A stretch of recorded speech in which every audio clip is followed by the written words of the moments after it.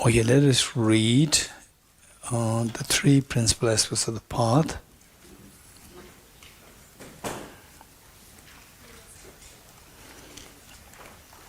Which page 78? Yes, page 78 in English.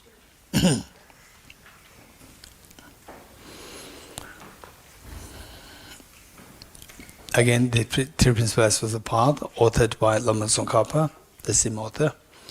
And so finally, this morning what we discussed is that the path that we should be following in order to cleanse the mind of the mental defilements and to attain our desired aspired goal, the total fearlessness and infinite happiness, is possible with a complete path. What do you mean by complete path? So this is what it means by complete path. The three principal aspects of the path. The three components must be intact in your practice, in our day-to-day practice. These three components. So the reason or the reason behind how we require the three aspects is that in the first place we see that that we need to get out of samsara. If we don't get out of samsara, if we stay in samsara, the samsara is a place where we continue to shed tears. As somebody indicated, it's very unreliable. And then what your next journey is like, we can never predict. Today you are well off. Next life we can suffer extreme poverty. And today you may be physically so healthy. Next life you can be extremely ill all the time. There's no predictability there. So this is samsara. And of course, frequented with sickness, aging, death, tension, depression, anxiety, and so forth. And so therefore, first, in the first place, we have to get out of samsara. And then getting out of samsara is fine, but when you think about the other sentient beings, we see that they are all like your own children. And later on, when you practice the Dhamma, particularly to feel this, the infinite happiness, or what we call as a Buddhahood, infinite happiness, we need to be able to expand our mind infinitely. And expanding mind infinitely, this is known as the practice of the infinite compassion. So we expand our mind by the practice of compassion, reaching out to others. And the highest level of this practice is known as Bodhicitta. So number 2 is Bodhicitta. And given that these two are the two aspirations, number 1 is the renunciation. May I be freed from suffering. This is renunciation. Again is aspiration. May I become Buddha for the benefit of sentient beings. Again is aspiration. And these two aspirations, how to materialize these two aspirations? That is by the resorting to a means to actually cleanse the mind of the mental defilements, so that the fearlessness or the nirvana and the infinite happiness or Buddhahood, which is actually within us, will be manifested fully. So for that, the remedy to cleanse the mind of the mental defilements, that remedy lies in the wisdom of emptiness. So therefore we have renunciation, bodhicitta, and the wisdom of emptiness. And if you want to keep it really very simple, is that, what do you want? You ask this question. So we all agreed that we want to get away from fears of life. We want to have the maximum happiness. The fears of life, they're attracted by harming others. And we renounce all those actions related to harming others, renunciation. We want maximum happiness. This maximum happiness is because of the infinite happiness. Maximum happiness is because of the infinite expansion of your mind. So how do you expand your mind infinitely? Is by infinite compassion. So the highest level of the practice of compassion is the bodhicitta. So these are the two aspirations to accomplish your own goal, to be freed from suffering and to have the maximum happiness. These are the two aspirations. Now, two aspirations, in the form of aspiration, if you don't do something, these two will remain in the form of aspirations. So these two aspirations must be materialized. How to make they materialize by resorting to the remedies to actually make these two things work, happen. So there is wisdom of emptiness to cleanse the mind of the mental defilements. So these three are referred to as the three principal aspects of the path. And if in our practice, if any of these three things are missing, say if the renunciation is missing, then there's no basis for bodhicitta. So without the renunciation bodhicitta, then whatever you do, it doesn't become a dharma, it doesn't become the, say, bodhisattva path. And then you're missing the wisdom of emptiness, and you miss the main point, which actually cleanses, help us to cleanse the mind of the mental defilements. So without putting effort to cleanse the mind, no matter how much you build an aspiration to attain Buddhahood, Nirvana, and so forth, these aspirations will forever remain as aspirations and will not be accomplished in its goals. So therefore, these three principles aspects of the path, we see that in our life, in a day-to-day practice, you, me, each one of us, we make sure that we practice these three things are included in our life. If any of these three is missing, then finish. But Tantra, there is a practice of Tantra. I'm sure that many of you, I can see many of the senior students also.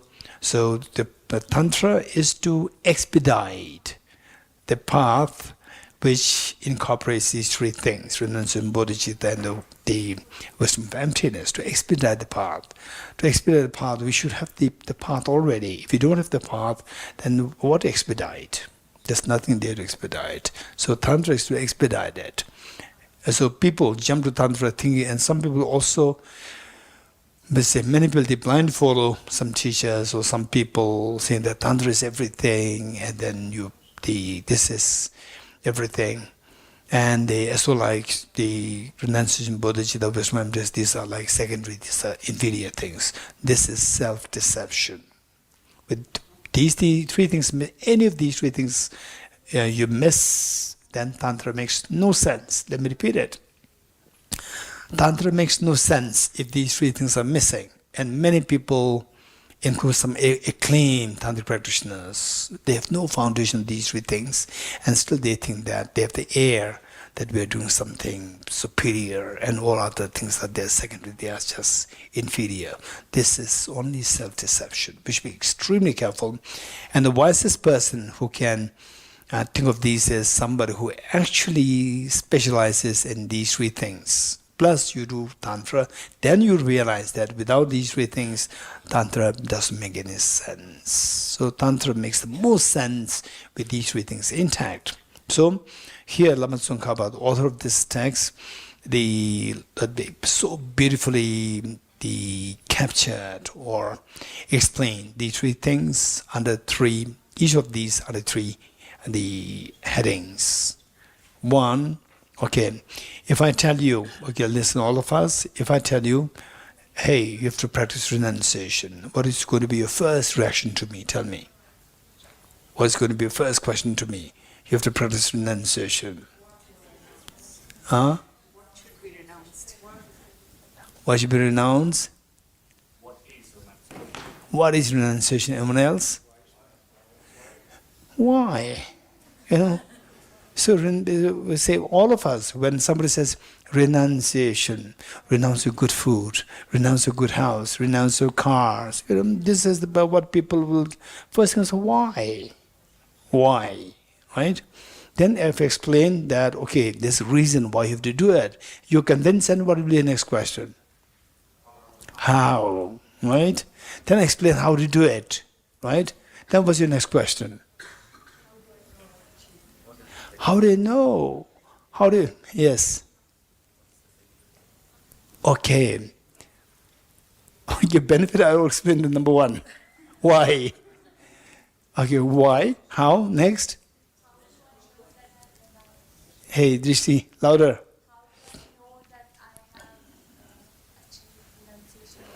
How do I know? Okay, if I practice the way you said, how will I know that I've accomplished renunciation? In other words, what is the measure of having generated renunciation? What's number one? Why do you generate renunciation? Number two, how do you generate renunciation? Number three, what is the measure of having generated renunciation? These 3 points. You getting it? Likewise for the bodhicitta. 3 points. Then for the wisdom of emptiness, 3 points. This is so beautifully done. And just look at there are only 14 verses. There are only 14 verses, and then it encapsulates the whole content so well, so succinctly, so systematically, that the just 14 verses that is like the roadmap to enlightenment. Okay, so the point is that Lama Tsongkhapa's, one thing that I'd like to also share with you is that Lama Tsongkhapa's style is that where the points are complicated, he would make it sure that these things are explained so well. Where things are easy, he will just skip. You're getting it? So some of the points, like what is the measure of having generated renunciation, is so well explained here. What is the measure of having generated bodhicitta? So this you should be able to extrapolate on the basis of what you've learned from the first, the measure of having generated renunciation. And for the wisdom of emptiness, he went through great detail. How does one judge that you have understood the emptiness, ultimate reality? Okay, so as we read this, just let us try to number one, try to understand the meanings there as much as you can, and then also try to identify these points. Renunciation first, followed by bodhicitta, then the wisdom of emptiness. And each of these 3 points explained under 3 headings. What are 3 headings? Why, how, the measure. 3 points. Okay. The 3 principal aspects of the path by Lama Tsongkhapa. I bow down to the Venerable Lamas. As well as I am able, I will explain, as is all the teachings of the Buddha, the path praised by the conqueror's children, entrance for those who desire liberation. Listen with a clear mind, you fortunate ones, who are not attached to the joys of cyclic existence. Strive to make good use of leisure and opportunity, and direct your minds to the path that pleases the Buddhas. Without pure renunciation, an end to attraction to the pleasure of cyclic existence is unattainable. The craving for existence also binds beings. Thus from the outset seek renunciation. Reverse the attraction to this life by reflecting on how leisure and opportunity are difficult to find, and how life is ephemeral and without span. Reverse the attraction to future lives by repeatedly thinking of the infallibility of karma and its effects and the miseries of samsara. Contemplating thus, when for an instant you do not admire the splendors of ascetic existence and remain intent on liberation day and night, renunciation is born in then. Renunciation, if not tempered by a pure-minded bodhicitta, however, will not bring forth the perfect bliss of unsurpassed enlightenment. Therefore, the wise one generated the excellent mind of bodhicitta, swept up in the current of the 4 powerful rivers, tied by strong bonds of karma so hard to undo, caught in the iron net of self-grasping, completely enveloped by the darkness of ignorance, born and reborn in boundless cyclic existence, ceaselessly tormented by the 3 miseries. Thinking of your mothers in this condition, generate the supreme mind of bodhicitta. Although you train in renunciation and the mind of bodhicitta, without wisdom that realizes the ultimate reality, you cannot cut the root of cyclic existence. Therefore, strive to understand dependent arising. One who sees the infallible cause and effect of all phenomena in samsara nirvana and destroys all focuses of apprehension has entered the path which pleases the Buddhas. Appearances are infallible, dependent arising. Emptiness is understanding that is free of assertions. As long as these 2 are seen as distinct, you have not yet realized the intent of the Buddhas. When these 2 realizations are concurrent, where they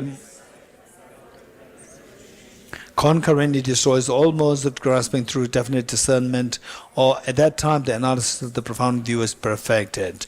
Furthermore, appearances refute the extreme of existence, emptiness refutes the extreme of non-existence. When I understand that emptiness arises in the form of cause and effect, you are not captivated by the view of extremes. O my child, once you have thus realized the points of the 3 principal paths, seek solitude and cultivate strong determination, and quickly reach the finally aspired goal.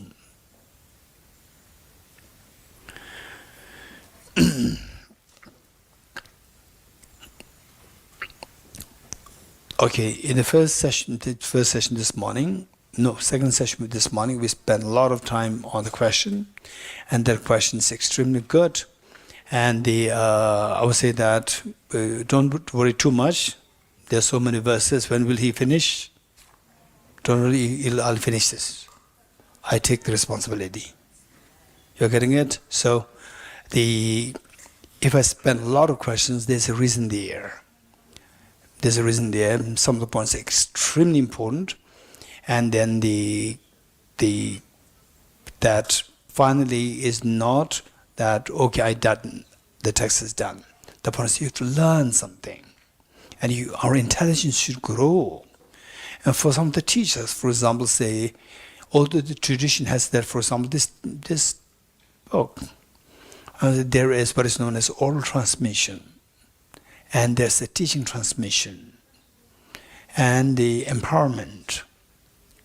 So, some teachers, when they give the oral transmission, they'll read word to word, whole this book.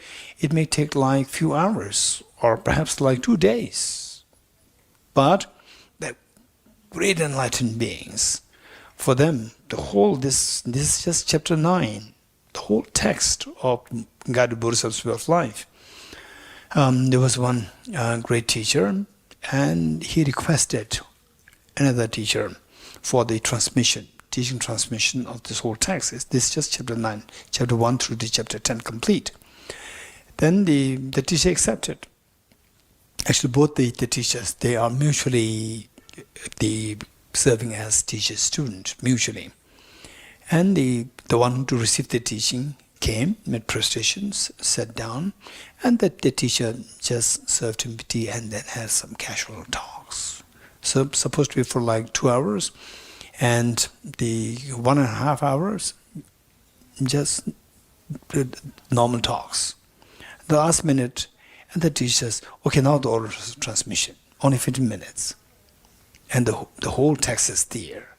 And the teacher said, then teacher asked some very complicated points from this text, Guided Bodhisattva's Way of Life. Very complicated points, meaning that nuanced points. Asked the student, and of course students, actually he's not a student, he's mutual teachers. And the one who received the teachings, he gave the answers. There was a little bit of dialogue, discussion happening between the two. And the teacher said, okay, now the transmission is done.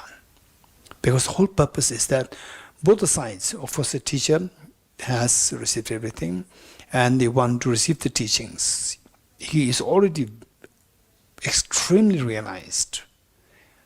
So the only thing is that that transmitting information is that where, like us, we require word-to-word explanation. For us, we require the word-to-word transmission.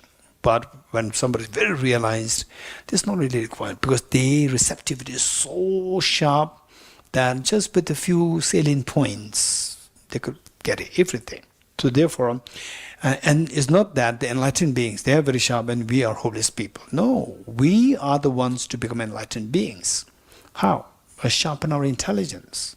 So what we are doing here is we are trying to sharpen the intelligence. It's not just like, well, I received the teaching on this, that. It's to sharpen the intelligence. And these question answers is just so rare. For example, say so many people here, they give different answers, and I'm hearing many different answers, and then they put the challenges to you, put questions to you, and you're thinking. This is where intelligence is being sharpened. This is so precious. Okay, so don't worry too much that whether or not this text will be completed. Okay, so what we did the second session this morning of the 4 seals, we did the second seal. And with the second seal, we said, what is the second seal? All contaminated things are of suffering nature, and the suffering that we are talking about is of 3 kinds. And some people say suffering is not a good translation. It should be like misery, dissatisfaction. It doesn't matter. It doesn't matter. And for example, like happiness is not a good word. And we are all seeking happiness. No, that's not true. Happiness is a pleasure. Pleasure is very contaminated. So this is like me as a small boy seeing somebody else's language as so funny language. It's words. What the words convey, words are meant for conveying some meanings, and whereas the meanings conveyed, that's good enough. And then if the person not happy with the word happy, right? You change the word. What do you prefer? Oh, the fulfillment, or infinite fulfillment. And the third person will come, fulfillment doesn't make any sense. Then what do you prefer? Ease, infinite ease. Just replace the words. You're getting it? So the point is that we will learn how the language works. It is the linguistic issues, and they are pretty easy. These words are meant to convey a message, meanings. Once the meanings are conveyed, then you can use any word which is of your choice. Is fine. Okay. So misery, 3 kinds of miseries. We're talking about the second one. So now the third one. What's the third one? Pervasive conditioned suffering. So for that we have to identify the examples, illustrations of pervasive conditioned suffering, number 1. Then the more important job is why this third set of sufferings is referred to as pervasive. Why is known as conditioned? And how is it suffering? 3 things. We have to know these 3 things. Okay, first, quick, because if you don't know these points, then there's no point. This text, you will see that it's very complicated. Very complicated. But if you know the basics, then it's complicated, but you'll get something. So the third one, what illustrations do you have for the third kind of suffering? Particularly, I would say that the people who did master's course, Tibetan, what is that? Not in the master's course, and they're not in the diploma course, not a certificate course, or any other courses, not necessarily from Tibet House, any other course that you've done. Say there's somebody who has heard this word, pervasive conditioned suffering. So you take the responsibility. Just raise hands quick. What examples do we have for pervasive conditioned suffering? Anna? A mastermind, a criminal mastermind. Mike? The mastermind, a criminal mastermind who, there's the soldiers, but there's the mastermind who controls everything. Which means like Hitler.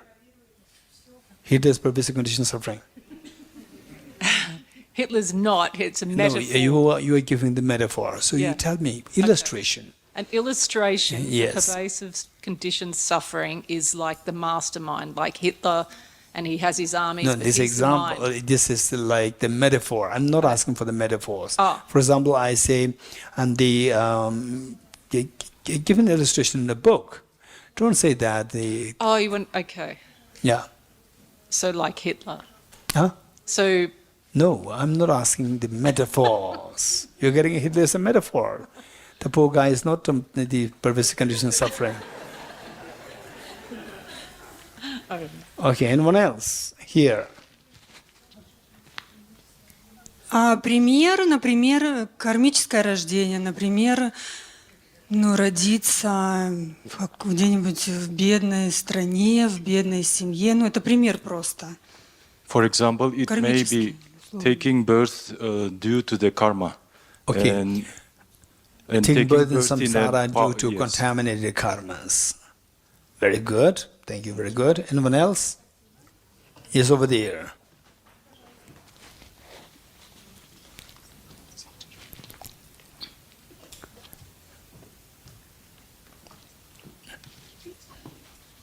Yeah, hello, I'm Prerak.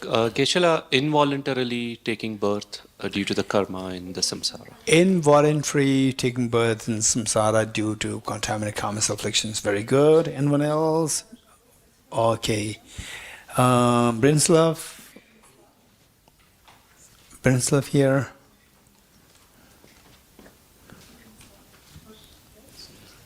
Here. One example would be contaminated neutral experiences. Contaminated neutral. Okay, let's not forget these examples, what they give, and then we will try to learn how they are the pervasive, conditioned, and suffering. The contaminated neutral feelings. Yes. Very good. And the Tenzin Rangdula. Grasping its true existence. Grasping a true existence, very good. And the Venerable. A mind subject to mental afflictions. A mind. A mind subject to mental afflictions. Mind which is subjected to mental afflictions, or mind under the sway of mental afflictions, very good. Okay, yes, the lady over there.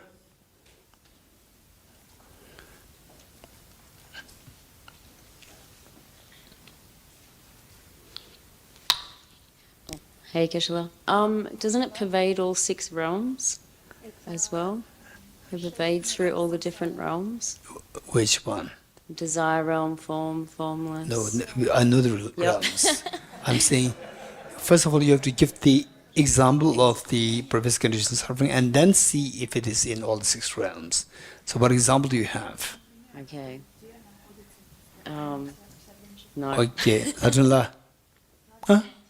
You raise hand. Huh? Okay, anyone else here?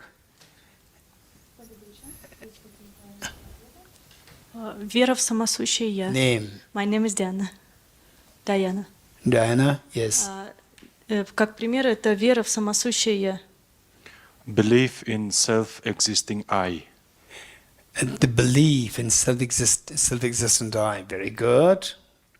Venerable. Okay, Mike. Загрязненные сканхи. Contaminated skandhas. Contaminated, the contaminated aggregates. Very good. Maybe it's creative, but I say Russian. Вот как умирание планеты из зарождения нового, да, умирание жизни из зарождения нового. Не знаю, вот бабочка перерождается, точнее гусеница в бабочку, она же сталкивается со смертью и по сути перерождается. Но вот у меня мысль туда куда-то пошла, но я не уверена. Maybe it is dying and then becoming again. It's like dying of the stars and then becoming something new from that. It is like the changes that caterpillar goes. Initially it is caterpillar, then it becomes a butterfly. It dies and then becomes something new. Or have a moment when children become by, how say, good feeling, but have when children burn with big pain even. It's not possible go somewhere, it's have, something like that. Birth? Burn. При рождении, когда ребенок рождается, у него нет выбора, он проходит через очень большую боль. Есть дети, которые рождаются через удовольствие, но бывает такое, что вот у тебя новый мир, ты только пришел сюда, ты еще ничего не осознаешь, но уже испытываешь невероятную боль. И, наверное, это как всеобъемлющее страдание. Ну, я предполагаю. Maybe it is like being reborn again. Okay, rebirth, reincarnation. Yes. Okay. Then rebirth, taking birth over again. Sometimes we feel when someone is reborn again, he might feel pain, and someone can feel maybe pleasure, but this takes place involuntarily. I try to explain by English. Like when babies come in, he don't have choose with what way he come. Okay, involuntary. And this is moment when, like, I go with 2 way, or from relax, or with from big pain to grow up and come. This is life. And this is moment I not have chance to choose. What Okay, is involuntary. Yeah, So there's no choice. Yeah, but it's big pain. Lack of freedom. Yeah. Okay, Or when this is planet. lack of freedom of emergence. Yeah, like when this is planet die and again coming. Again, go somewhere Yeah. and without choice. Yeah. Yes, very good. Okay, so we get the very good responses. Maybe the last, Tenzin Sela. Here, Tenzin Sela, your name made. To Tenzin Sela.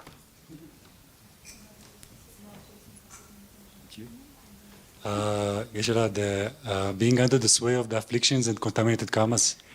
Being under the sway, being under the control of the afflictions and the contaminated karmas. Very good. Yes, the girl here.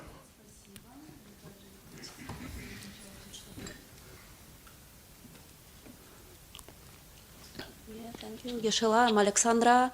Maybe it's like law of nature when, for example, in animal worlds, predators can eat like smaller animals, and it's also like, like law of nature. So it's maybe the thought. You're talking about the food cycle. Like full cycle in animal worlds, and we So can keep in mind that we whatever can't you affect on it. whatever you say, it should have these three qualities or these three attributes. One is that it should be pervasive. Yeah, Number two, it should be conditioned. yeah, Number three, it should be suffering. yeah. So how is that pervasive? I think it's that suffering that we can't. Suffering is affect. fine. Suffering is fine. How is it pervasive? What do you mean by pervasive? Okay, so the thank you.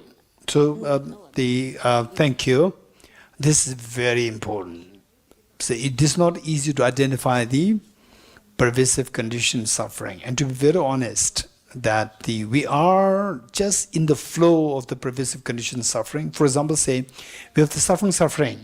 We can identify that. Oh, I'm in pain. We are in the suffering change. We don't identify that as suffering, but we do experience them. Yes, I have the happiness, mundane happiness. I have the happiness. I am the good food, good sleep, cheesecake. So I enjoy. I love these things. So although you don't identify them as suffering, but you do experience them. Yes, I experience this happiness. But the pervasive condition suffering is something final in its final the final understanding of pervasive. We don't even feel that we are going through this.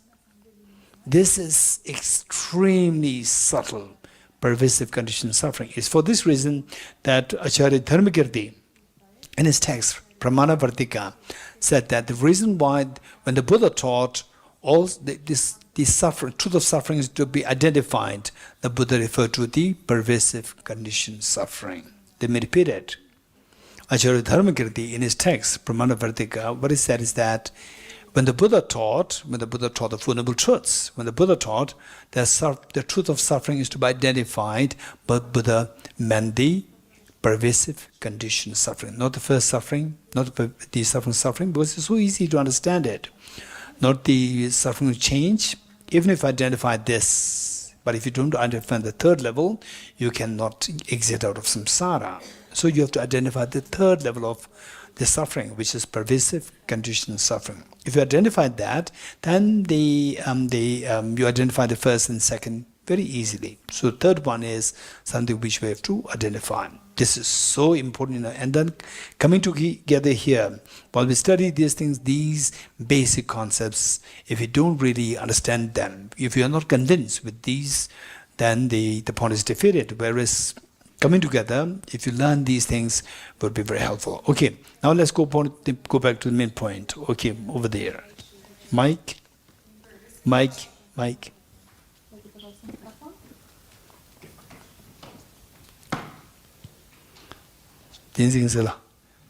Is it when you... You have to remember who asked which question. Yes. Is it when the person takes his precious life by suicide also is a pervasive suffering? Okay, so the thing is that it should... Because it has the three conditions. Number one, what's number one? Like... Pervasive. Yeah. What do you mean by pervasive? That if he takes the life, he doesn't get away from suffering. He's again reborn in the... Okay, pervasive. We cannot guess. Pervasive has a very specific meaning. Okay, first listen. Let's listen and then see. First, let me explain each one of these 3 points. And then see. Your name? Maya. Okay, Maya and all the others. See the examples that are given. Do they fulfill the conditions which are stipulated for the pervasive condition suffering? Okay, first, pervasive. Pervasive means the first 2 sufferings, these 2 are not pervasive. but first two are not pervasive. Why?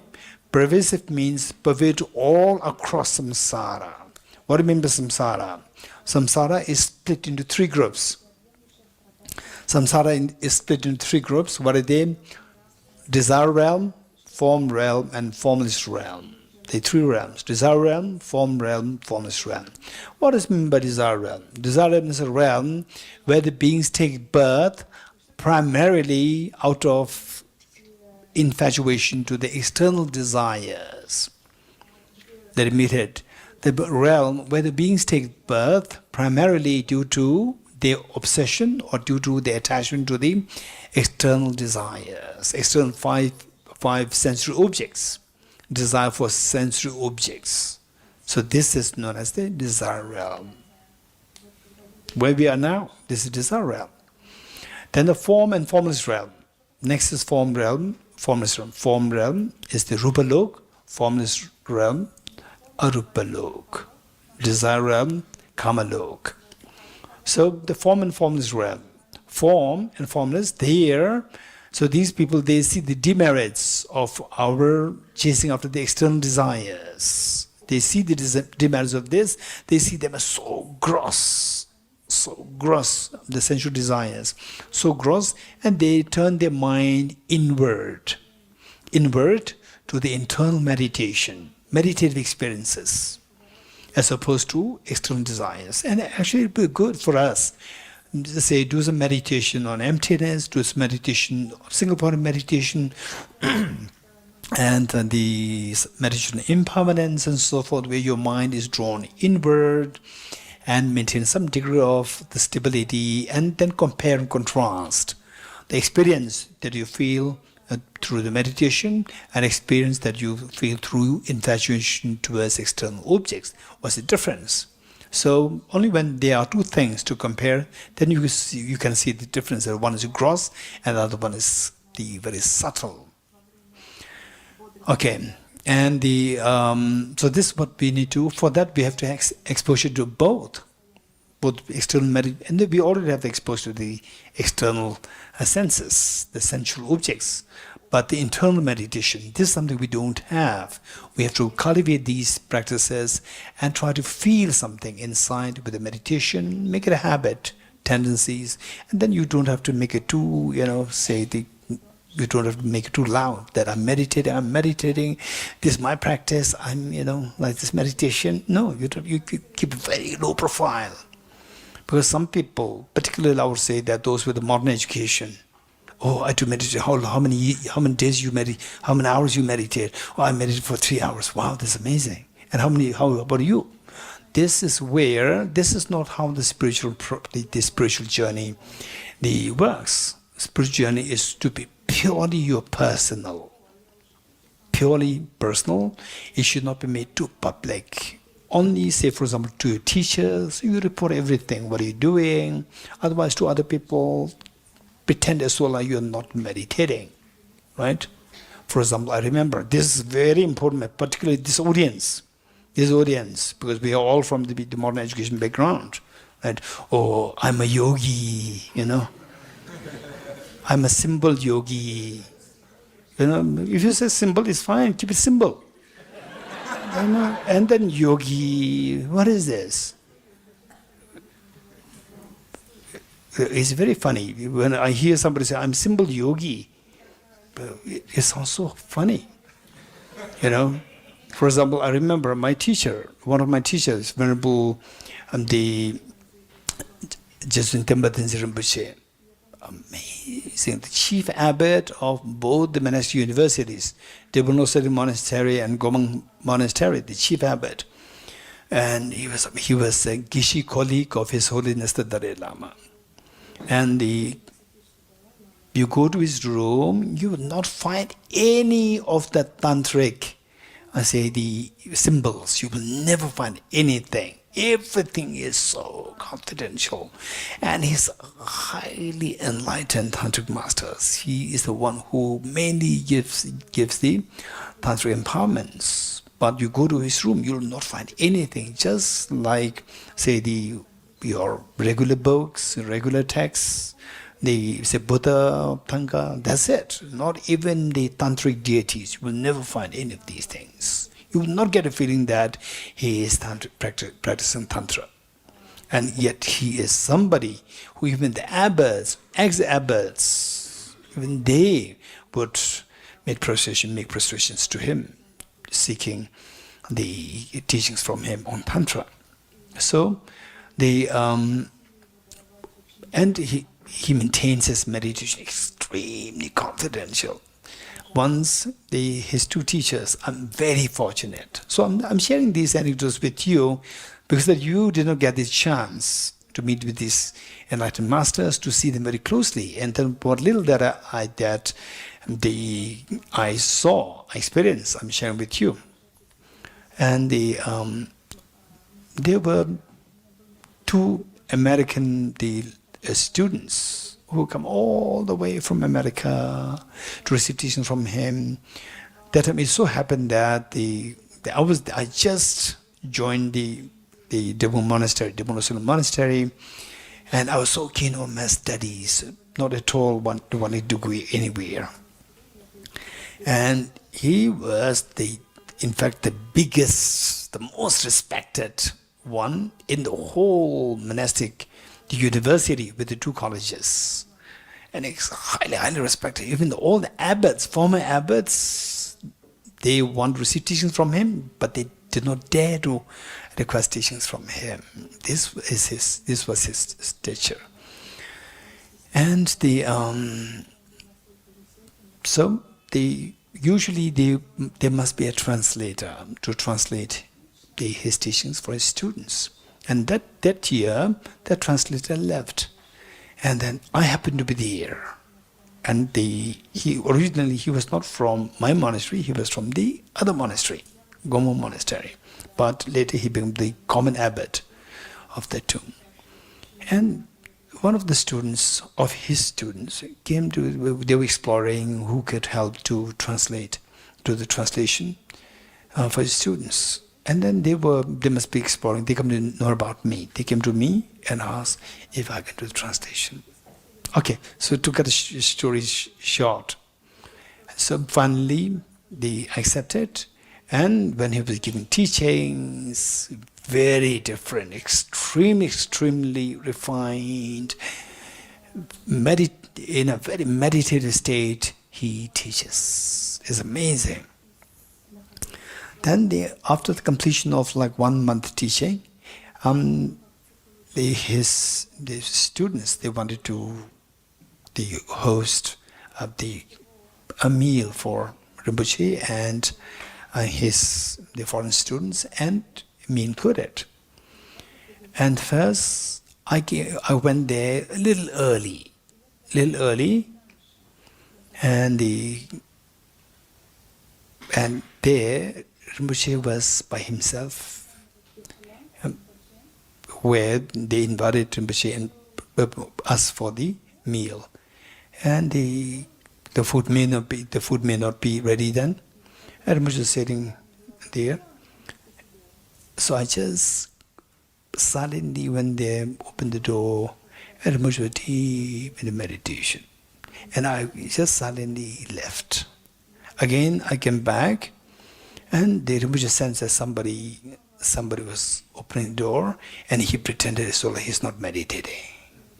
Wow, that's amazing. It's a big lesson for me. It's amazing.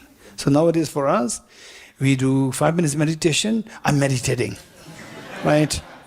5 minutes meditation, and after meditation, then you drink the tea, water, stretch like this, 5 minutes. 5 minutes like this, you get up like this. The real meditators, they will keep things so low profile.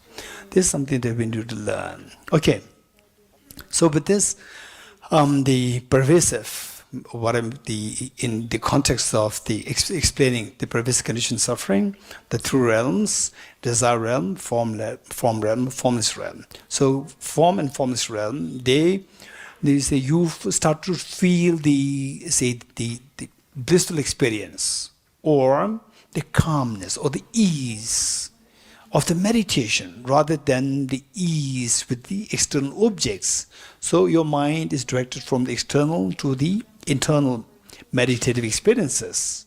So these people, when they die, because of the meditative experiences, not just regular meditation, they have their own the attributes and the qualifications. When you qualify to one level of the meditative experience, then you take birth in the form realm.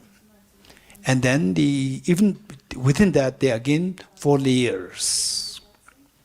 And you cross that, then you go into the formless realm. So these are the different levels. So all these are marked by meditative experiences. So they are not known as the desire realm, not marked by the desire for external sensual objects. So now, pervasive. Pervasive means a suffering which exists in all 3 realms, across the realms of samsara. So the first suffering, okay, this is very important. This is technical, we cannot guess. These are the technicalities that we need to learn. The first suffering, what is that? Suffering exists only in desire realm. Suffering exists only in desire realm, not in the form and formless realm. These are the technicalities we cannot guess. You have to note it down and remember them. Suffering, manifest suffering, only desire realm. For example, the fear, anxiety, anguish, depression. These things exist only in the desire realm, not in the form and formless. Now, what is the second suffering? Suffering change. Even the suffering change is not pervasive conditioned suffering because it exists only in the desire realm and the first 3 of the 4 formed realm. Let me repeat it. Suffering change exists only in the desire realm and the first 3 of the 4 form realms. Form realm, therefore, of the 3, suffering change exists in the first 3, not the 4th one. 4th one is a way higher level in comparison with the first 3. So it exists in the first 3 the form realms and desire realm. Now, pervasive conditioned suffering is pervasive in ways that it should exist in all the 2 realms. Wherever in samsara, it should exist. Desire realm, formless realm. So the examples that people gave, let us say that, so one example given was the Branislav. What he said was the contaminated neutral feelings. So we have the feelings. Feelings, there are 3 kinds. Say pleasant feeling, unpleasant feeling, and the neutral feelings. Either you feel pleasant or unpleasant or neutral. These are 3 feelings that we have. Of the 3 feelings, first one, what is one? Unpleasant feeling. Unpleasant feelings fall under the category of this suffering. Unpleasant feelings fall under the category of suffering. And the pleasant feeling, contaminated pleasant feelings, fall under the category of suffering change. Then the contaminated neutral feelings, they fall under the category of the pervasive conditioned suffering. Okay, how many of you have which of the 3 feelings at the moment? Most likely 3rd one, after lunch. 3rd one, where neutral, right? Okay, no anger, and likewise, no pleasure, no the pleasant feeling as well. Somewhat neutral. Naima? Yes, neutral? At the moment, what's going in your mind? Neutral, pleasant, unpleasant? Huh?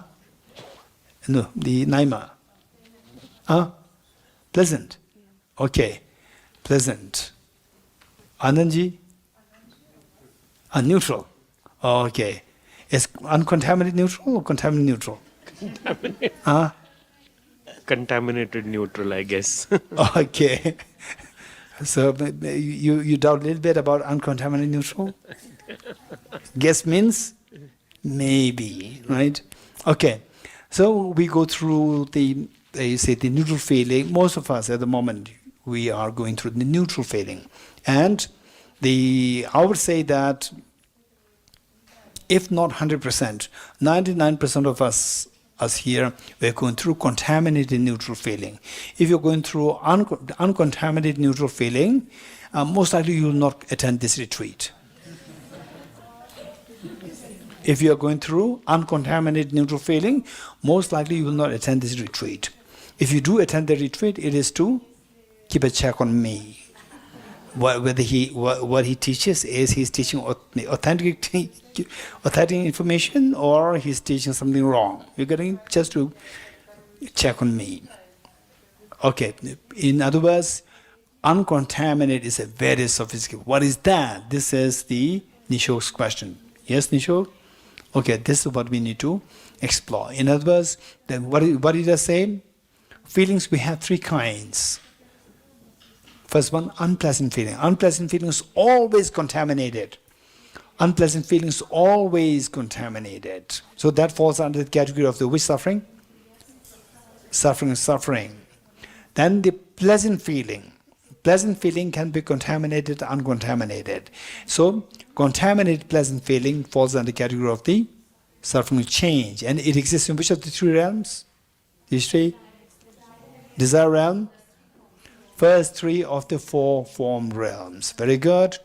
And the third one of the three feelings, what is left? Contaminated neutral feelings. Contaminated neutral feelings exist in the desire realm, formless realm. It exists in all three realms. So therefore it is known as pervasive. Number one, pervasive. Then number two, it is conditioned. It is conditioned. Conditioned meaning that this contaminated neutral feeling is the foundation from which the contaminated happiness, miseries, or contaminated unpleasant feeling, pleasant feeling can easily erupt from this foundation of the neutral feeling. So that is like the foundation. There is a condition for the other feelings to arise from. Condition. What's the third one? Hey, pervasive, condition, and suffering. So why is that suffering? So if you know this is a very important point. Okay, is there anybody who likes to share with us how is this a suffering? Okay, before we go there, somebody said the involuntary birth in samsara. Involuntary birth in samsara. Involuntary birth in samsara, as the girl here has said, that the two or three people also said it, involuntary birth in samsara.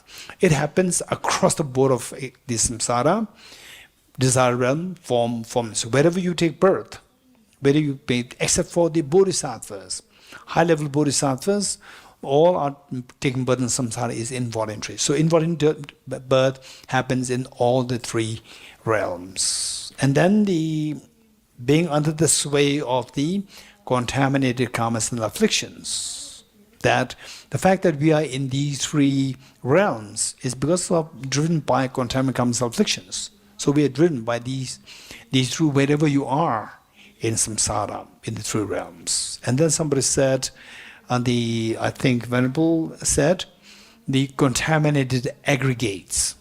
Contaminated aggregates. Again, contaminated aggregates exist in all three realms. So this is the pervasive conditions of it. And then I think two said that the grasping at the true existence of the self. In other words, self-grasping ignorance. Self-grasping ignorance. This is the ultimate understanding of pervasive conditioned suffering. Let me repeat it. If somebody were to ask you, say, of these many examples, what is the one which is ultimately the worst, the subtlest version of the pervasive conditioned suffering? Self-grasping ignorance. Self-grasping ignorance. This is one. How? This is so important. And I would suggest that you note it down. How self-grasping ignorance is the final understanding of pervasive conditioned suffering. And self-grasping ignorance, it exists within us. It exists within us. But we have no clue that it arises within us. We have no clue. until you have some understanding of emptiness. If you don't have understanding of emptiness, we don't know that self-grasping ignorance is happening. Positive, negative, we have no clue that, for example, if you are in the water, if you say, how many are feeling the air now? How many are feeling the air? You don't feel the air. You are in the air. You agree? But you don't feel the air. So likewise, air is very subtle. You don't feel that. For example, say, you feel it. But the air you don't feel. Air you don't feel is very subtle. Likewise, you feel the suffering. You feel the suffering change, but you don't feel this pervasive conditioned suffering, particularly in the context of the self-grasping ignorance. And it's so important. If you do understand, one day, if you understand, come to realize that, wow, this is the ignorance, self-grasping ignorance. This is the pervasive conditioned suffering. This is ultimate suffering, which the Buddha is pointing to when the Buddha taught that the truth of suffering is to be identified. Buddha meant that you have to identify the self-grasping ignorance. Okay, so in this 7-day program, we'll try to learn this. Yes. Okay, so there's another question coming up. This is again a very good question. Self-grasping ignorance is for sure is a pervasive conditioned suffering. But what about the self-centered attitude? Self-grasping ignorance, self-centered attitude, these two are very different. These two are not same. And if you don't know that, if you think that these two are same, don't worry. So there are many seniors who already will help us to understand this. You can bring them in your group discussion. This is very important. Self-centered attitude. Does it fall under the category of the pervasive conditioned suffering? This is the question. Okay. So let me make it very quickly to save little time, that the self-centered attitude, I would say that the self-centered attitude per se, it is not the suffering, it is not the pervasive conditioned suffering, for the reason that the arahats, what is arahats?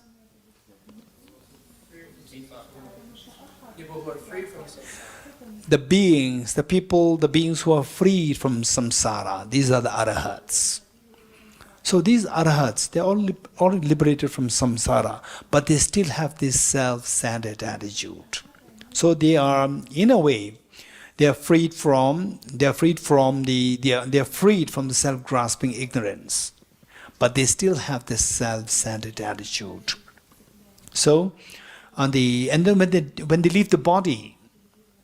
When they leave the body, they are totally freed from any trace of samsara, but they still have the self-centered attitude intact, which means that they don't have any of the three forms of suffering, but they still have the self-centered attitude, which means that self-centered attitude is not one of the three kinds of suffering. Okay, so with this in mind, now the next is that if this is the three kinds of suffering, all contaminated things are suffering nature. So, okay, we're still not yet complete. What is that? The pervasive conditioned.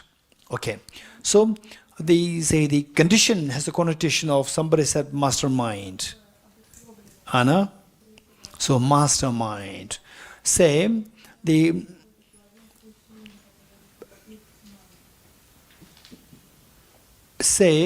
that the pervasive condition suffering, this is, now you know what the pervasive condition suffering is. Illustrations.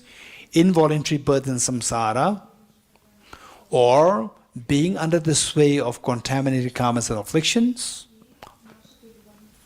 or the being under the sway of the self-grasping ignorance, or the contaminated neutral feelings, or the contaminated aggregates. These are the illustrations.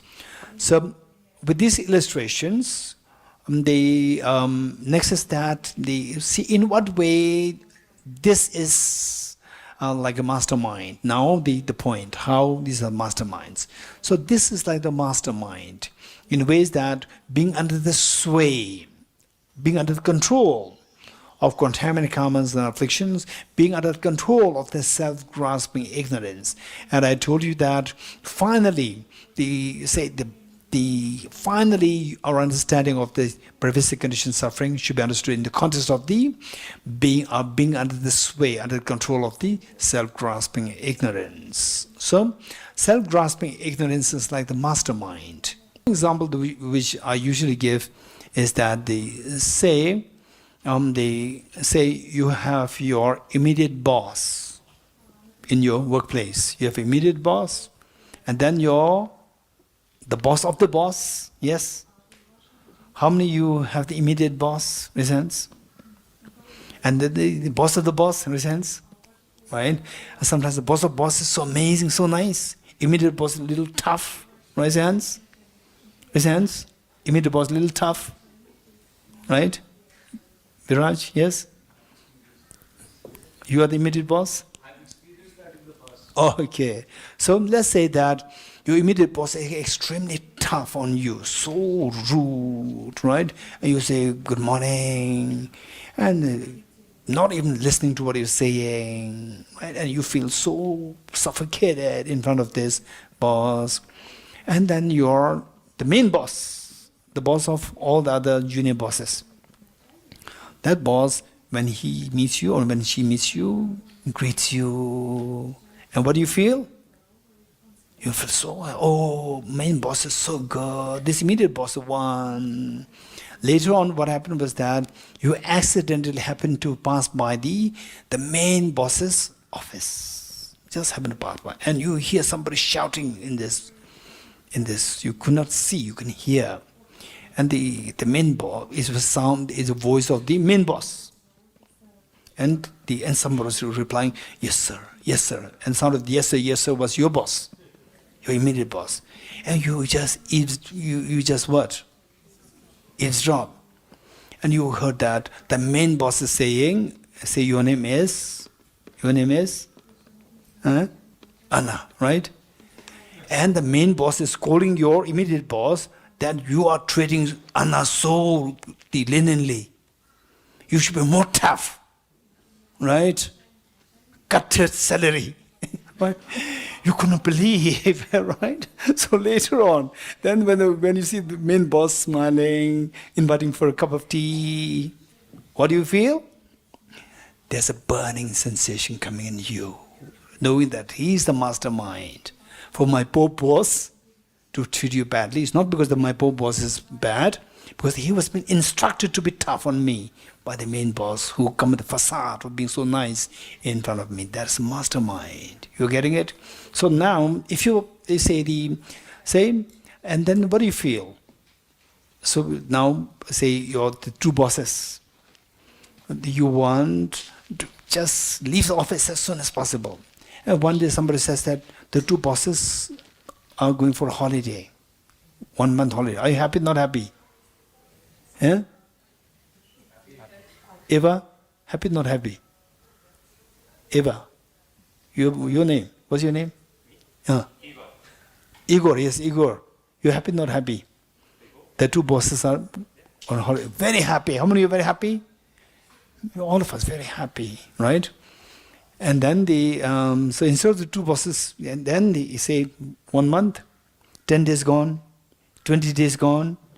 Then what happens? Again the gloominess comes in, right? 24, 26, 27. Why? Still you're not freed from your boss.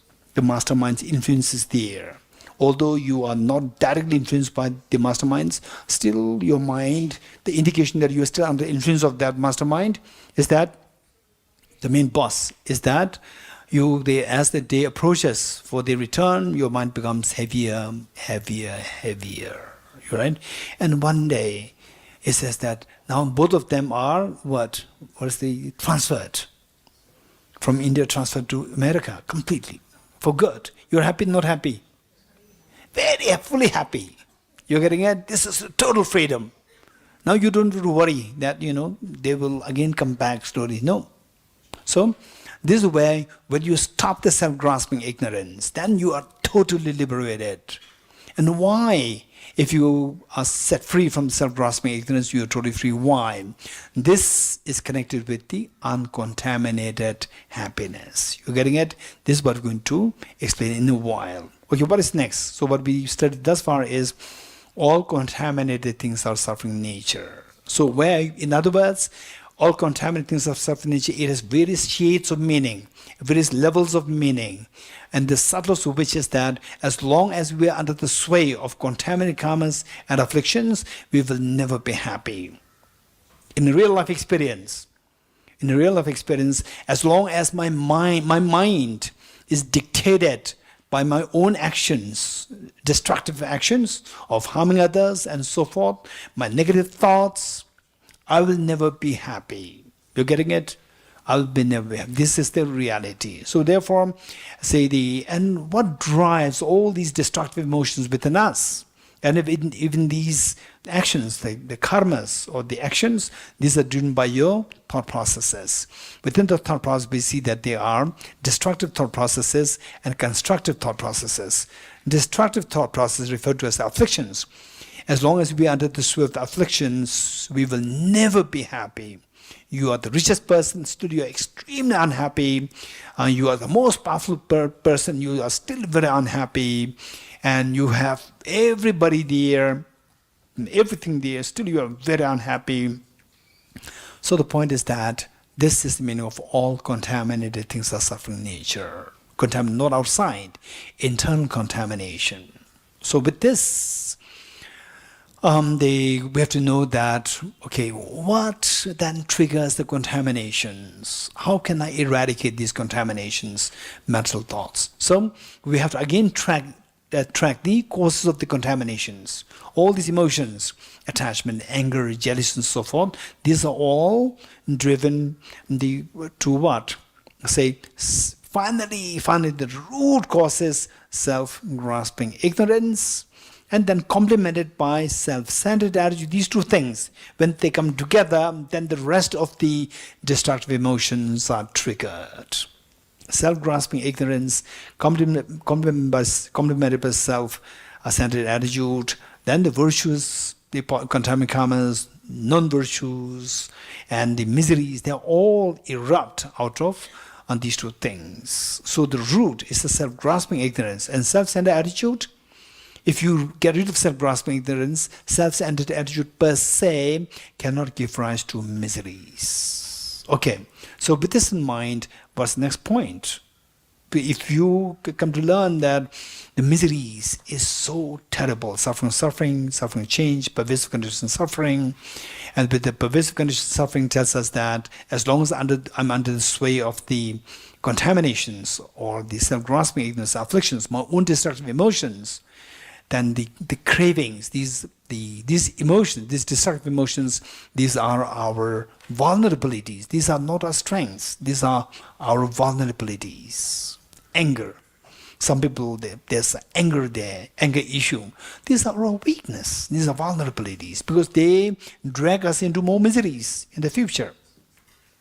So we don't want miseries, but we are being dragged into miseries, which means that we are vulnerable. So these destructive emotions, attachment, anger, jealousy, and so forth, these are the signs of our vulnerabilities. Okay, so with this in mind, okay, this is what it is, for example, sickness, aging, death, and one moment of tragedy that we go through, say in the family, domestic violence, and somebody else bullying us, and so forth, all these problems, and the losing near and dear ones, these pains, these are acutely painful experiences. And when will these pains stop? For example, I remember when I was aged, I think about like 8 or 9, 7, 8, say the only one person in my life who I feel so close to, because I lost my mother when I was just 5 years old. And my father was the only person. And then my father, he was so poor. But he, takes us for a holiday once in a while. We are in the school, TCV school here, and he takes us for a holiday for 2 days and so forth. And so there, for me, he was everything. And the biggest fear in this young boy was that for example, in the daytime, He did not have anything to do, So we were together, and he was sometimes dozing off, just sitting like this and leaning against the wall. And this little boy, myself as a little boy, so worried, mentally so traumatized, worried that, is he breathing, not breathing, is he alive, So these were the kind of pains of these small children, and each one of us must have been through the same experience. It's not only me, we all must have. How many of you felt like this at least once in your lifetime? Yeah, your parents. And then sometimes you just keep, as a little boy or little girl, you just keep thinking about, there will be a day that my parents will be very old, they will die. And then you feel the pain. How many of you felt it when you were very young? Resents? Yes, so these are the pains. And when it actually happens, the pain is so acute, so acute. So one moment of such a pain is good enough to nullify all the past moments of the merriments, festivities, birthday parties, and so forth. So shallow, meaningless, like a small children's, the picnic. So, thinking of these, and then you continue to shed tears. Oh, I've seen many people, families, whole family come to a place, and the father crying, mother crying, the children creating problems, the parents become so vulnerable, what to do, and the children, they're screaming, they're crying, the parents are crying. Oh, seeing these is extremely painful. So this is reality, and these continue to happen. Water? I will have, thank you. Okay, which means I have to take water.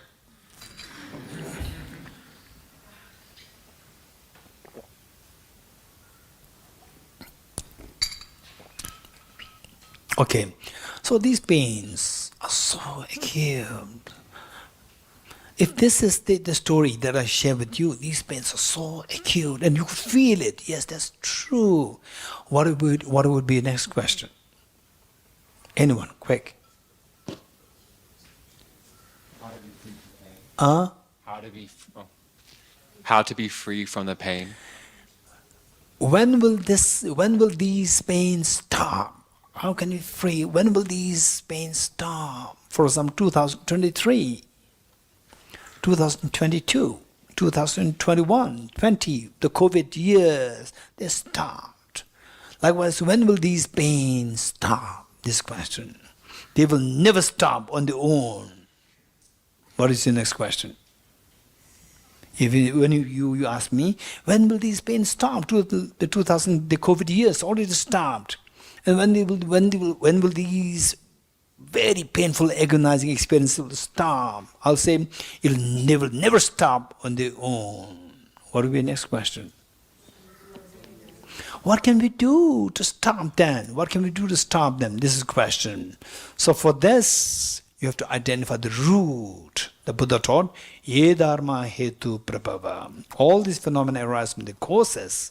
And what are the causes? Hetum tesham tathagato hyavata. These causes are taught by the Tathagata, the Buddha. So what are the causes?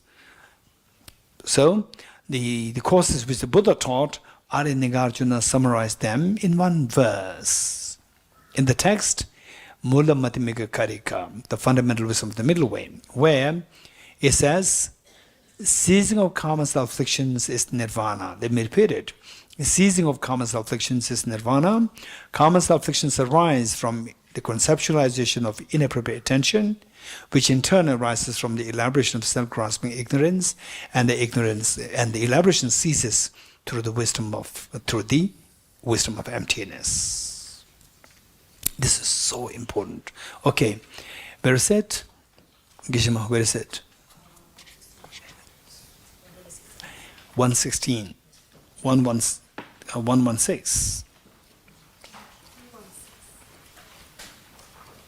It is on several pages. 116 is the main source. 116 is the main source. 116, verse number 5. Okay, I'm glad that the editor is here. So here, page 116, verse number 5, we need to modify this. It's already Okay, there are several of them on several places. Okay, ceasing of karma's afflictions leads to not leads to nirvana is nirvana. Ceasing, just correct it. Correct this. Ceasing of karma's afflictions is nirvana. Karma's afflictions arise from conceptual thought, and you want to say, give the annotation, conceptual thought of inappropriate attention. Conceptual thought of, and if you want to add the inappropriate attention, you put in bracket, because what you're going to add as annotation should not be mixed with root words, the words in the root text. So if you want to add the word conceptual thought of inappropriate attention, you put the of inappropriate attention in bracket to make sure, to inform yourself that this is addition as an annotation. Next, these referring to conceptual thoughts of the inappropriate attention, arise from mental elaborations of grasping true existence, and the elaboration ceases by or into emptiness. Okay. This verse is very important for us to know, and in the earlier days, His Holiness the Dalai Lama, when giving public addresses, public teachings, oftentimes he would begin his teachings with citing this verse. This is extremely, and if you understand this verse fully, you get the basic skeleton of the Buddha's teachings. Okay, let me explain this verse. Ceasing of karma's afflictions is nirvana. Here, Nagarjuna identifies 5 points. Nagarjuna identified 5 points. Okay, let me see. Ceasing of karma's afflictions is nirvana. What is the opposite of nirvana? Samsara. Number 1 is samsara. And it says ceasing of karma's afflictions, indicating that this nirvana, which is the opposite of samsara, which is the opposite of nirvana, arises from the contaminated karmas. So number 2 is contaminated karmas. And these contaminated karmas, these are the contaminated actions, physical, verbal, and mental actions. And actions are driven by some thought process. And the contaminated karmas, they are driven by the afflictions. Okay, for example, let's say that you tell me what's going in my mind. Can you imagine what's going in my mind? You cannot. Okay, now look. Can you imagine what's going in my mind?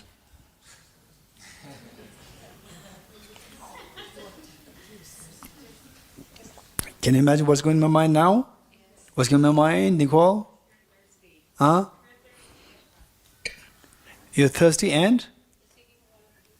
I'm looking for something to drink. You're getting it?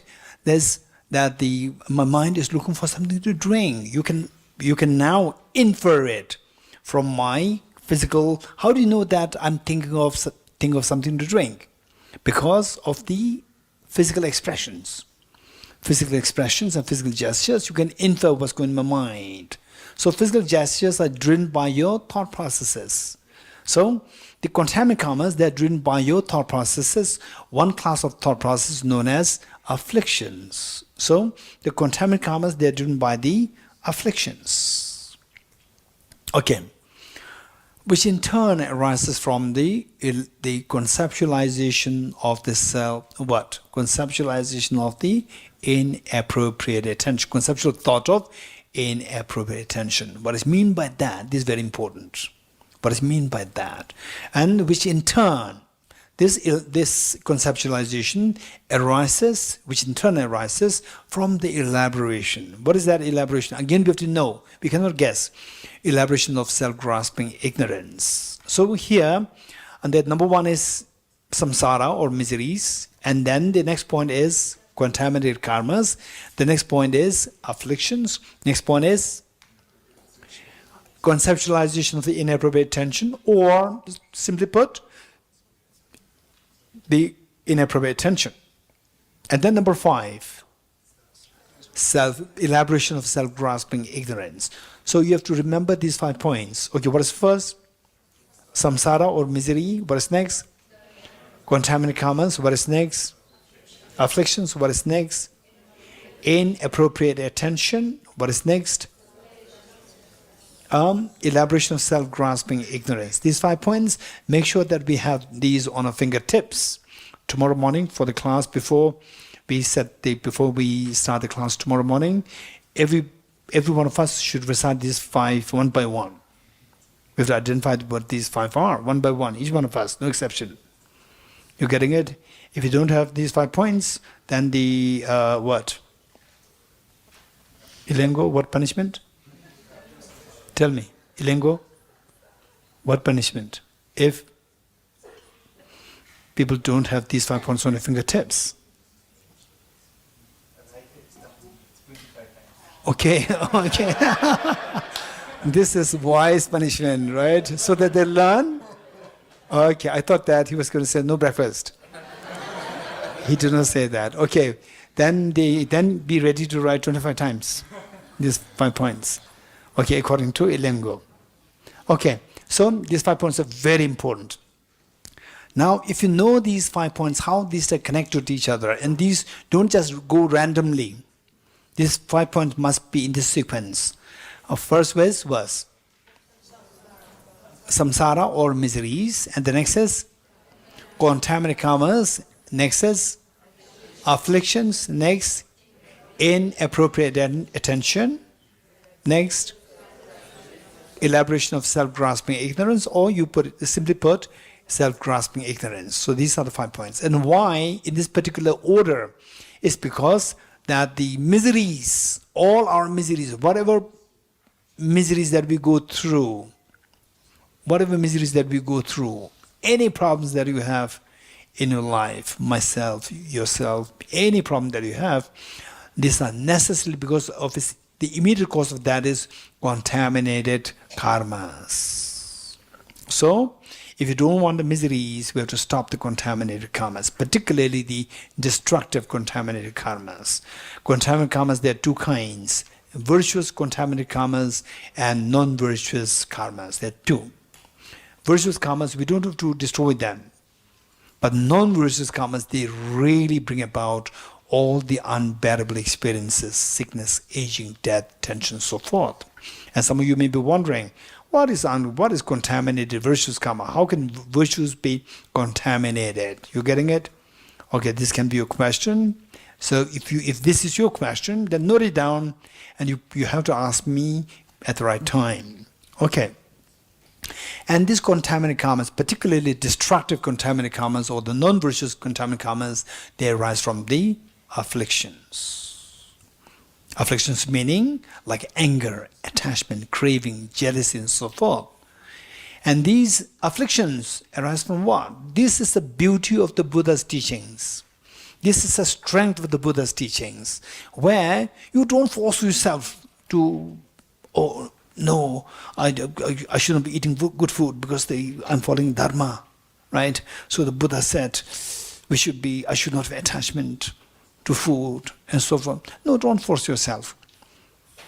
Buddha taught extremely wise approach for us to let these things happen with ease, not forcing yourself. So, how? If you see that miseries, I don't like these miseries, then how do they arise? Okay, I see that here is a mixture of students from the earlier retreats, plus the another master's course, and a diploma course, and a certificate course. So let me take a few more minutes here, and I'd like to seek your advice, and I want your advice, and you should be ready to give me advice. Each one of you should have advice from me. Ready? Okay, I have a problem. Advice to solve this problem. So the advice that I need is that I have a problem. First I have to share this problem with you, and then you have to tell me the solution. Okay, ready? You have to listen to me. You're not paying attention to me. You don't sympathize with me. Okay, I have a problem. The problem is that I live in Delhi. You all know that. I live in Delhi. And I live on the third floor. Particularly in the month of May.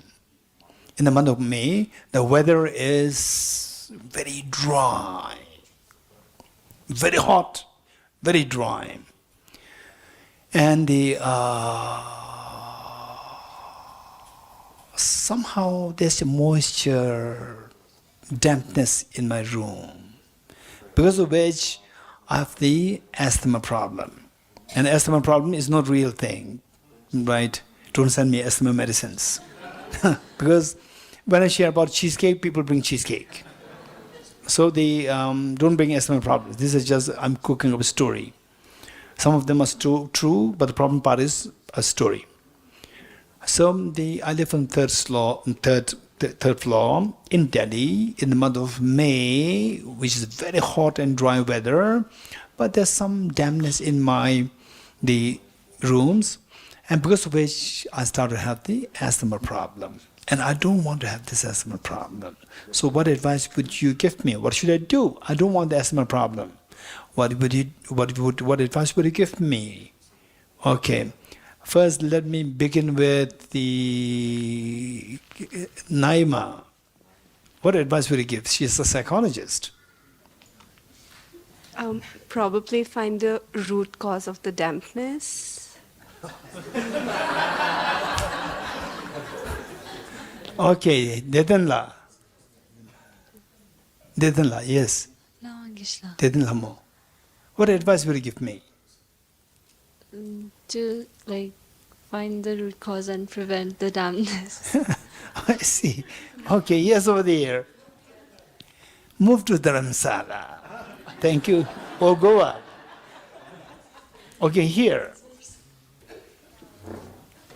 Найти причину астмы, то есть почему в теле эта болезнь, то есть психосоматическая причина, и здесь наверняка есть какое-то неведение или какие-то поведенческие линии, в общем, которые нужно распознать. To find the root cause of asthma, perhaps there are some psychosomatic reasons to that. And okay. It's what I do.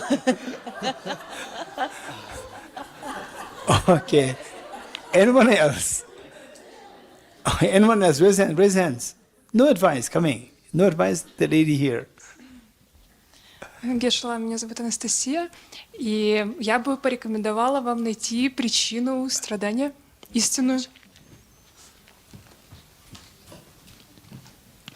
Venerable Geshe, my name is Anastasia, and I would recommend you to find true cause of suffering. True cause of self-grasping ignorance.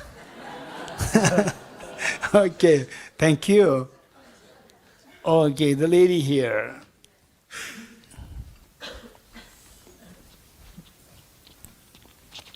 Geshe, I used to live in such a condition, so I would buy an air condition and just to use mode like dry air. Okay, dehumidifier. It's the faster way to remove the dampness. Yeah. Dehumidifier. Like so it's like reason just in the room, not in the place here, like in Delhi. So it could be solved very fast. Okay, yeah. So buy dehumidifier. Okay, Diana?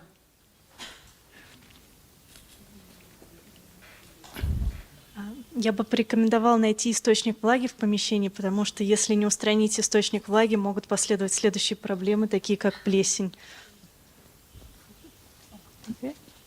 My name is Diana, and I would recommend to find the root of the moisture in your room, because if you don't remove the moisture, then you might have some mushroom growing. Okay. Moses? Moss. Okay.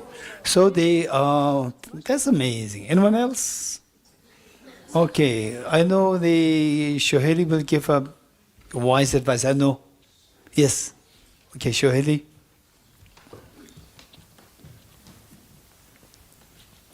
Pranam Geshe. So there are two things. First, I'll tell you to check the plumbing system in your room. Most of the time, damp comes from this plumbing thing. I mean, if there's bad plumbing. And second, I will advise you to go to Dr. Damdul and check your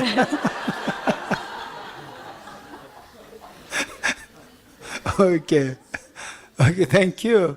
Thank you. So the advice that is coming from you is all very wise. Okay.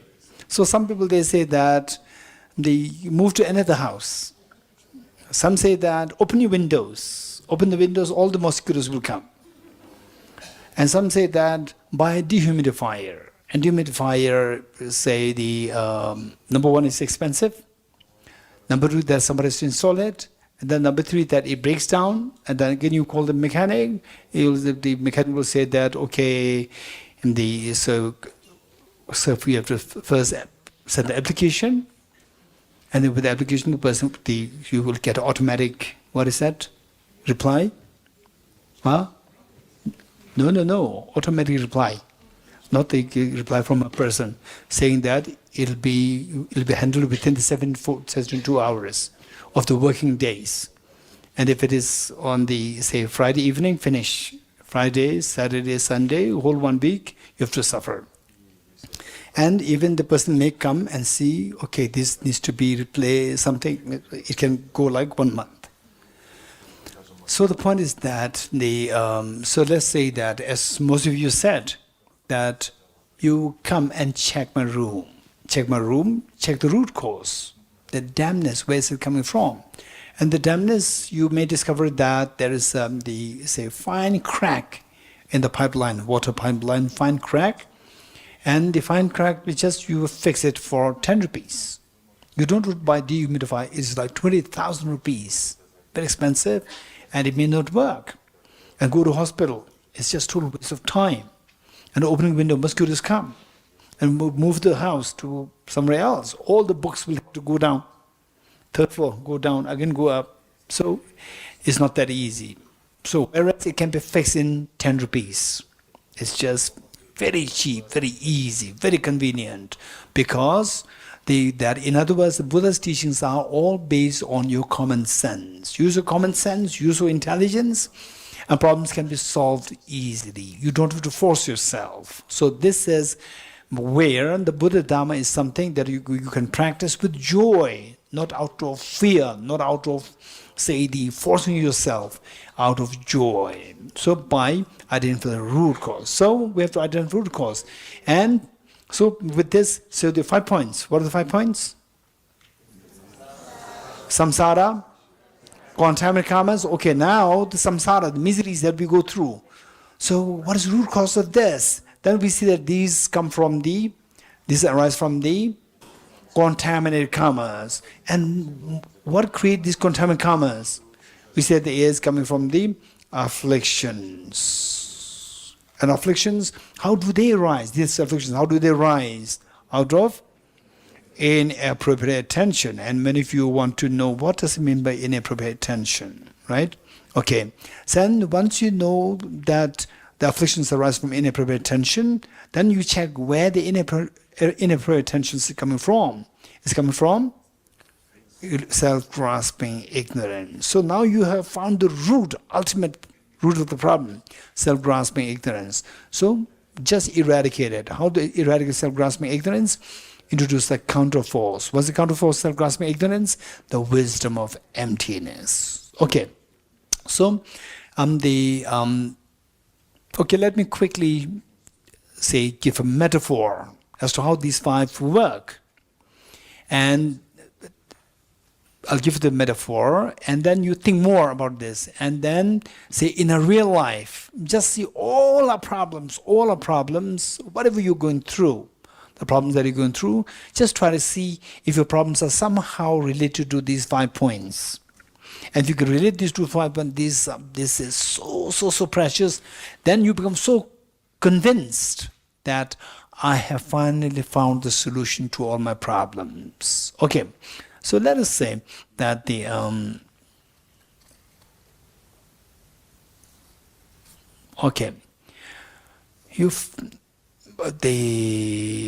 many of you had sound sleep last night? Reasons? Sound sleep? Not so sound sleep. Okay, so you did not have sound sleep because you have a very undesirable dream, right? So you fall asleep and you start with a dream. In the dream, you dream of attending a class. How many of you dreamed of attending class? Raise your hands. I'm sure some of you over there, one, only one. Okay. Only one, you know why? Because you're all worried of not having the phone with you. I know that. When the phone is gone, it's so like the whole world is shattered. All right? So you only think about the phone. So you have the dream. In the dream, you attended the class. In the class, I pick this up. Right? You look at it. What are you doing? What's happening to you? You are dreaming. You see that, Dorji is picking up something, right? And you paid attention to this. Oh, it's a mobile. Because you miss mobile, right? And you look for the excuse. Excuse is that without the mobile, how can we get up early morning without the alarm? Actually, mobile is not for the alarm, it's for your Facebook, Instagram, and so forth, right? So, and you look very closely, and you see this as a brand new iPhone 15 Plus Pro Max, right? And then you said, you raised hand, Geshe, can I mobile phones be exchanged? Can I exchange my mobile with yours? And Tenzin Yeshe said that, no, I told him already, I told Geshe already, right? That he already promised to exchange his mobile with mine. And then two of you have fist fight. With the fist fight, then what happens? Then both of you are taken by the police behind bars in the prison. Prison is a good place or bad place? Diana, prison is a good place or bad place? Bad place. Isn't samsara. Number one. Right? And so they say, then at about 4:45, your mother calls you up to the office. I'm not receiving any call from my daughter, my son. What happened? Right? And the officer said that 2 people are taken behind bars to the prison. Right? And your mother, no, my daughter went for retreat. Not for prison, for retreat. And your poor mother comes. Not only the daughters, the sons also, comes to the prison. Hey, why you end up in prison? You are supposed to be in Tushita, not in prison. Right? And then what will you say? You are in prison because of? Hey, because of, tell me. Huh? Because of fist fight. Fist fight is karma, action. Fist fight is karma. And what did you find? You are a very gentle girl, you are a very gentle boy. What did you find? What did you fist find? Why? Because of aversion to Tenzin Yeshe and attachment to the mobile. Aversion, anger towards your competitor, and attachment to the mobile, these 2 are afflictions.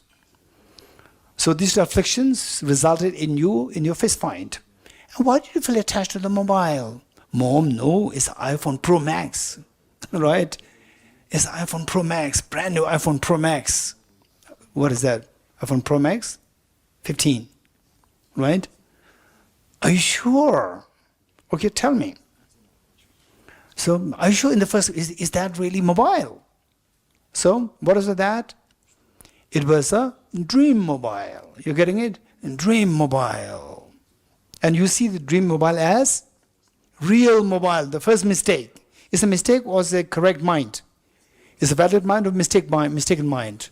Seeing the dream mobile as a real mobile. Is a mistaken or a correct mind, a valid mind?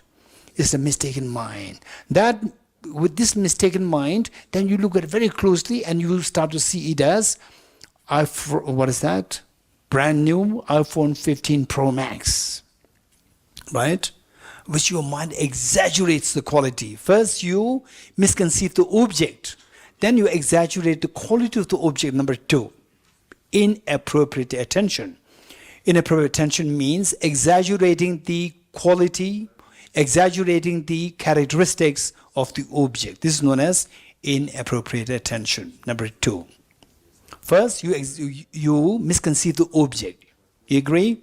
Misconceive the object, which is actually a dream mobile. You see that as a real mobile. Then you exaggerate the quality of the object, that it is a brand new iPhone 15 Pro Max. You exaggerate the quality of the object. With this, what happens? Then the afflictions arise, attachment to the mobile arise, and because of which the aversion towards the competitor arise. With this, what happens? These afflictions then made you to have a fist fight. This is karma. And this karma ends you and end up in prison, which is samsara. You got it? So all our problems, they are being in samsara, is all because of our fist fight light quantamic karmas, which in turn are because of the afflictions within us. Nobody to be blamed. Of course, external factors are there. Of course, external factors are there, but internal factors are there. This is the main reason. And afflictions are because of the exaggeration of the qualities of the object, inappropriate attention. And the inappropriate attention because of the misconceiving the object as an objectively real object, misconceiving the dream mobile as a real mobile. Okay, now, if you don't want to end up in prison, what should you have done? You should have. If you don't want to end up in prison, what should you have done? You should have stopped fist fight. If you don't want to fist fight, what should you have done? You should not have competition towards your competitor and attachment to the mobile. No afflictions. If you don't want to have an affliction of the attachment to the mobile, what should you do?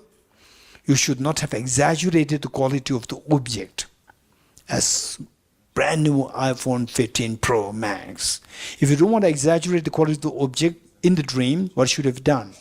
You should have not viewed the dream mobile as a real mobile. All the problems started, was the root of all the problems. In this case, was root of all the problems. Raise hands. Okay, lead over there. What's the root of all the problems in the case of this example? Yes. Yes.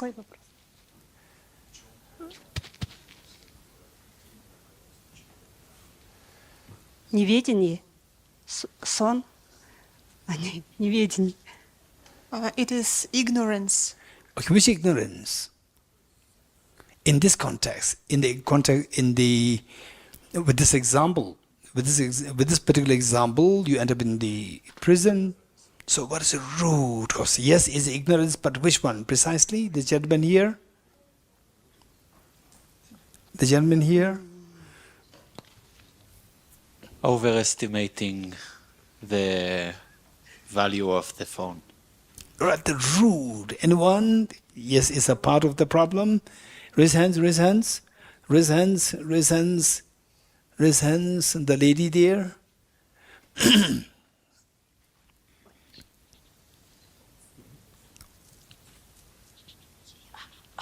Thank you. Yeah, hello, Geshe. My name is Yelena. I think we decided that the cell phone is real, but it was dreaming. Seeing the dream mobile as the real mobile. So technically speaking, what we said is what is that? Miseries, contaminant karmas, afflictions, inappropriate attention, and self-grasping ignorance. Seeing the dream mobile as real mobile. That is the root of the problem. Right from the beginning, if you say, okay, I'm dreaming, but he's raising, this is just a dream mobile. If you know this already, then all this chain of the cause and effect would not have occurred. Yes, you agree? The chain of cause and effect would not have occurred.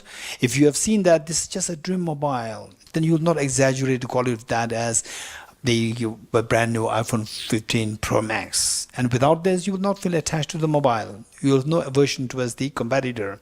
Without which you will not fight. Without which you don't have to go behind bars. So, if you really want to stop the miseries in this context, in this dream example, if you really want to stop this misery, what should you have done?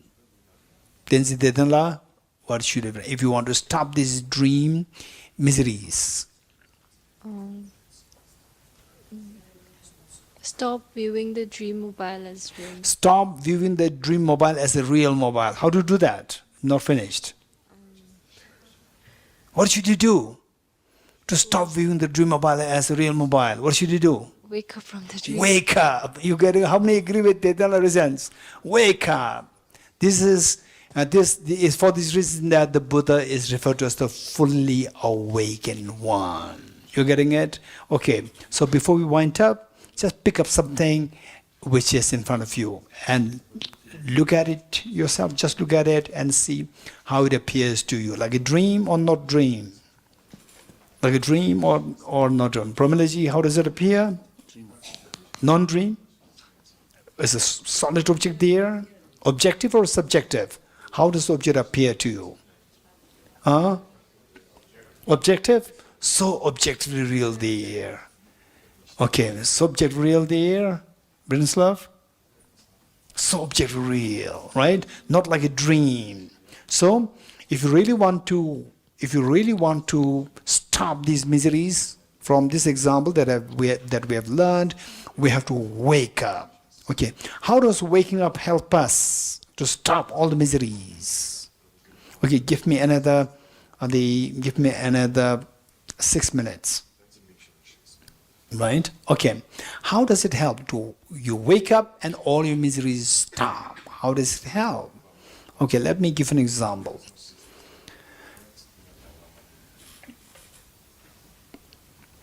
Okay. Say that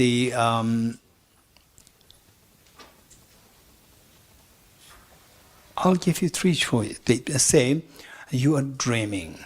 In the dream, say that initially Venerable Kumpenla takes us for, a picnic, which usually happens on the last day. Right? Picnic, a nice food. And you're so happy. No class. You can talk. You get the mobile. Right? Very happy. Not happy. Okay. So you're very happy. Very, very happy. And then you start talking. So in the middle of your enjoyment, there is a 9.9 magnitude earthquake. Right? And all the buildings are collapsing. Right? Collapsing. And then is it this second moment pleasant, not pleasant? Not pleasant. Not pleasant. And the third moment you think that, okay, now I'm dead. I'm dead. When you say, no, I'm dead. When you say, I'm dead, your mother wakes you up. Happy, not happy? Very happy, right? Your mother wakes you up. You say, oh, it's just dream. Okay. Of the 3 moments, you choose one moment which you like the most. First one, second one, third one. Huh? The girl over there, third one. Okay, how many of you go for third one reasons? Okay, all of you. Third one. Okay. Why not the first one? First one is amazing. What's wrong with the first one? Why you prefer the third one over the first one? Okay, anyone? Why you prefer the third over the first one? Nicole. Geshe, because the picnic of the first moment is a dream picnic. It's not a real picnic. What's wrong? Don't make it boring. Even if it's dream picnic, you are enjoying. It's nice. What's wrong with this? Okay, the girl over there. The girl over there? Yes. Mike.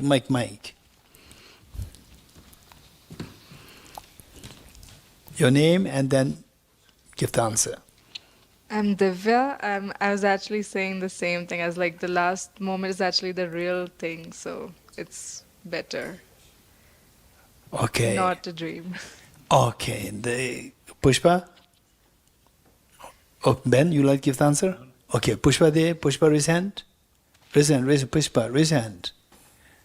Yes. Why do we have to choose that unnecessary misery? No, First no. one and second one is misery. Okay. So we prefer the third one where we are awakened. So Why not the first one? Second one, I understand, is very terrible experience. Why not the first one? even the first one with the 9.5 Richter thing. Not 9.9 magnitude earthquake. There's the second one. Okay. The first one is picnicking with a mobile. Oh, You get the mobile. Sorry. That led to the second one. So it's not real. So something not real. Okay, so what's it? What's the problem? So real, not real. Okay, the Victor. Okay, here, Mike. I have no control over the dream. The moment conditions change, I will be scared. I'll be scared. Yeah. Okay, I have no control over the dream. This is what the Victor is saying. How many agree with Victor? Okay, so let's say that the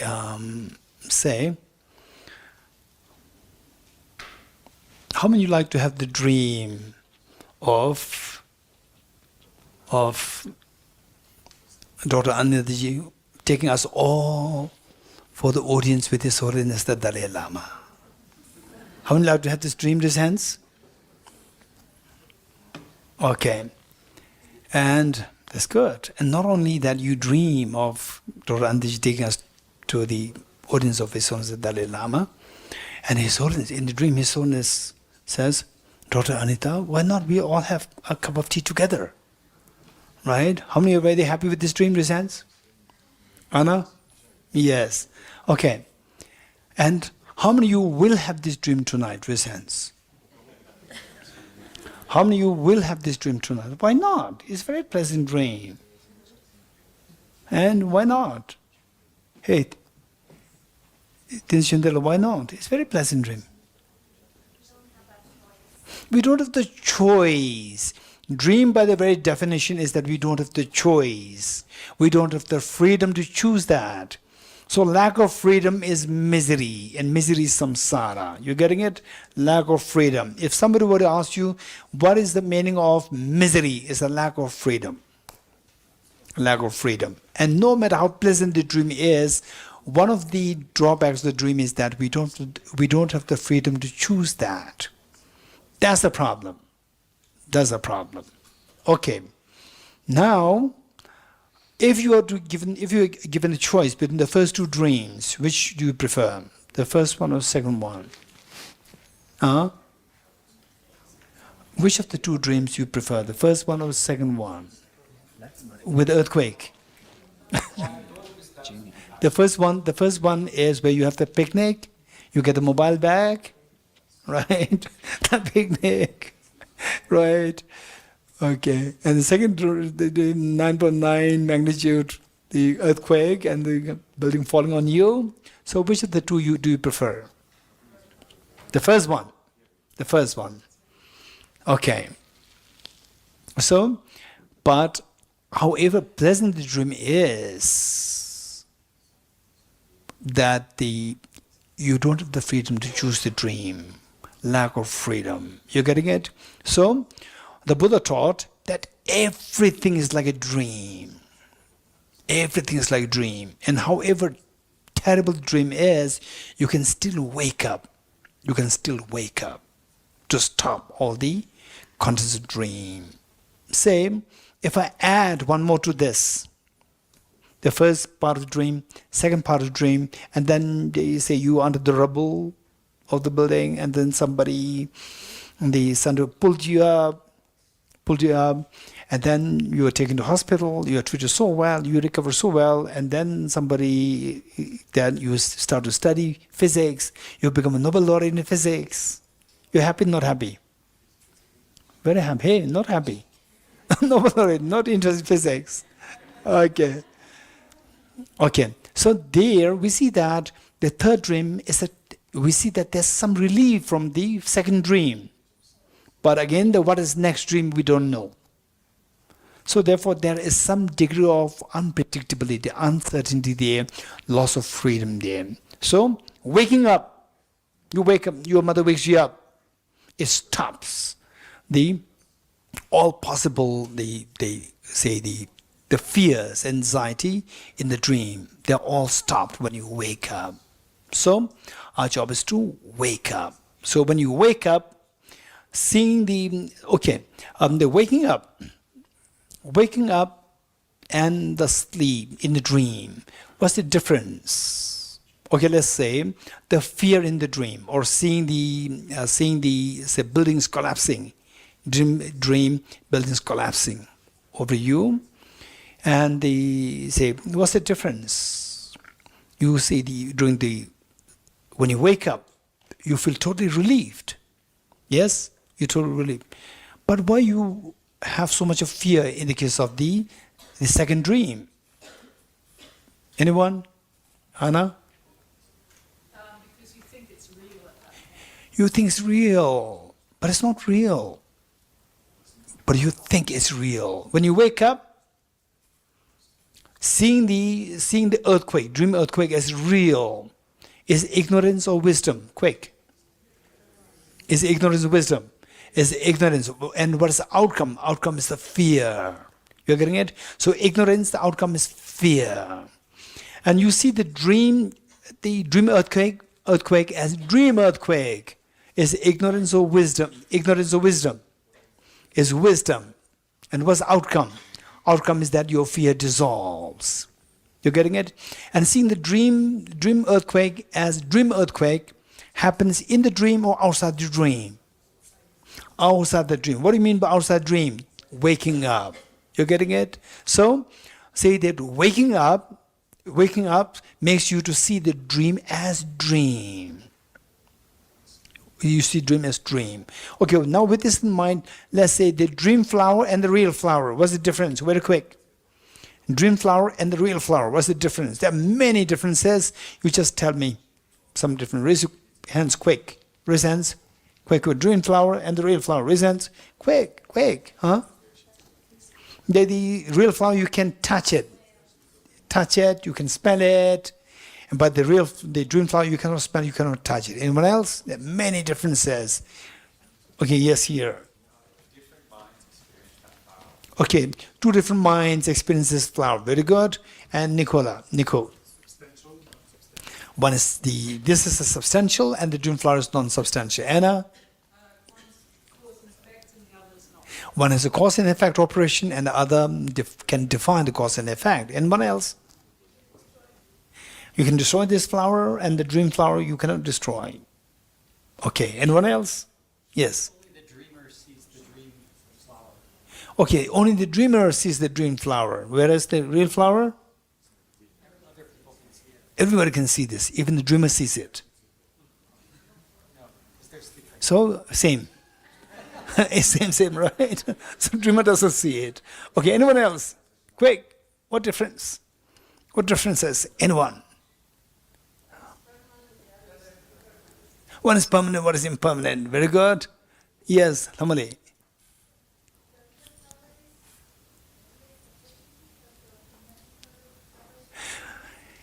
Okay, how many of you understood what Lamali is saying? The real flower, let's say that you dreamt of a flower and you wake up and you see this flower is real, and you also remember the dream flower. The difference is the real flower is objectively there, and the dream flower is just your mental creation. How many agree with Lamali resents? Mental creation means mind is subject to the object. It's a subject. It's also object, but they say subject as opposed to object. With respect to the flower, the dream flower, you remember that. So this mind which remembers that is the subject with respect to the dream flower. So the dream flower is just coming from your mind, and this flower is not coming from your mind, is there from the object. You see? So this flower is objectively real, and the dream flower is subjectively real. Okay, how many agree with Lamali resents? Okay, I asked all these questions, I think about like 10 or 20 questions I asked. I'm actually looking for this answer. So somebody, why did you not give the answer right from the beginning? I was waiting for this answer, right? Okay, so one is subjective. This flower is objective and the dream flower is subjective. Whereas the Buddha taught that everything is subjective. Okay, subjective, objective. Dream, subjective, objective. We have to do a little bit of exercise. Dream, objective, subjective. Mirage, subjective, objective. Okay, rainbow, subjective, objective. Rainbow, how many of you say subjective resents? How many say subjective, objective resents? Okay, it's like half-half. So how do you decide? The rainbow is subjective, objective. Okay, Geshe, rainbow, subjective, objective. What do you think? Subjective. Okay, so rainbow, subjective, objective, but the Buddha taught that everything is subjective. A dream, you said, is subjective. Why did you say the dream is subjective? Raise hands. Why? Why the dream is subjective? Raise hands. Yes. Because it's only experienced by one person. It's only experienced by one person. It's not verifiable by other third parties. Okay. What about this flower? It's verifiable. This is subjective, objective. It's subjective, but also verifiable by other third parties. It's subjective as well, but also verifiable by other third parties. So this is not a proper reason to say that it's subjective. No, I was saying that's, yes, it's not the proper reason. but I was just saying that's my assumption of why other people said they thought the dream was subjective. Okay. Raise hands. What was my question? Huh? How is dream flower subjective? What do you mean by dream flower being subjective? Okay. Raise hands. Raise hands. Raise hands. Raise hands. Yes, Mark. It's coming from the mind. Okay. Subjective means it's coming from your mind. As simple as that. How many agree with Mark? Raise hands. Good. So what we say is that something that comes from your mind, we call it subjective. Something which comes independent of your mind, we call it objective for the time being. You getting it? So this is the meaning of subjective, objective. If this were the case, then what we say this as objective or subjective. How does it appear? Objective or subjective? It appears as objective. Very good. Now the Buddha taught, so what we learned is that if there's a way by which we can wake up from the nightmare, then you are freed from the fears of the nightmare. You agree? So the Buddha said that everything is like a dream. You can wake up from that dream and you can be freed from all the problems. Because all the problems they are in one way or the other, either it is in the conventional dream or it is in the unconventional dream. You getting it? And I know that you have many questions. How can we say that everything is the dream, everything is like a dream? You getting it? So because of this reason, that reason, you have many questions. I'll be very happy. You can discuss these in the group discussions, and then if you feel that it's not settled, bring it on my table. Okay, so what I said is that the Buddha taught that when you see that, okay, from the very scary dream, I wake up and the fear in the dream can stop complete by waking up.